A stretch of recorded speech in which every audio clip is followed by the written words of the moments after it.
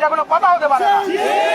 খুবই পরিতাপের বিষয়, খুবই দুঃখের বিষয়, একটি ছাত্র সংগঠনের বিশ্ববিদ্যালয়ের সেক্রেটারি, ছাত্র দলের বিশ্ববিদ্যালয়ের সেক্রেটারি আব্দুল্লাহ আল নোমান, যিনি আমি এখানে উপস্থিত হওয়ার পরে বলেছি যে ভাই আমরা খুলতে চাই, আমি চাকসুর ভিপি, আমি আমার পরিচয় দিয়েছি, তিনি সেখানে খুব কুরুচিপূর্ণ একটি কথা বলেছেন, তার শিক্ষকরা তাকে টেনে নিয়েছেন। আমি খুবই মানে কি বলবো দুঃখজনক, লজ্জার বিষয়, 28,000 স্টুডেন্টের একজন ভিপিকে বলছেন, 28,000 স্টুডেন্টের ভিপিকে বলছেন ভিপি টিপি চুরি না, এটা কোনো কথা হতে পারে না। লজ্জা থাকে না।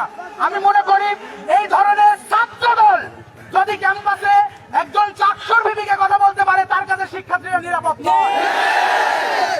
আমি জানাতে চাই যে একজন নির্বাচিত শিক্ষার্থীদের প্রতিনিধিকে কিভাবে নির্লজ্জের মতো গালি দেওয়া যায়। আমি এই দৃষ্টান্তপূর্ণ বক্তব্যের আমি প্রতিবাদ জানাই, আমি বিচার চাই। আমি এখানে মজলুম হয়েছি।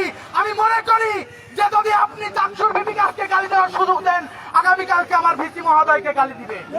আমার ক্যাম্পাস অরক্ষিত, তারা আজকে এই বিশ্ববিদ্যালয়ের বাইরে থেকে সন্ত্রাসী নিয়ে আসছে।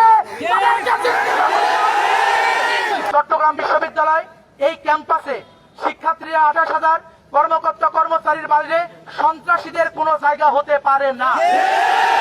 কারণ 5 আগস্ট পরবর্তী সময়ে যারা সন্ত্রাসীদেরকে ঢুকাইছে, আমরা তাদেরকে, আমি মনে করি প্রশাসন অতি দ্রুত সময়ের মধ্যে তাদেরকে চিহ্নিত করুক, এবং চিহ্নিত করে দ্রুত যদি গ্রেপ্তার না করে, আমি মনে করি এই বিশ্ববিদ্যালয়ে 28,000 স্টুডেন্টের নিরাপত্তা বিঘ্নিত হবে।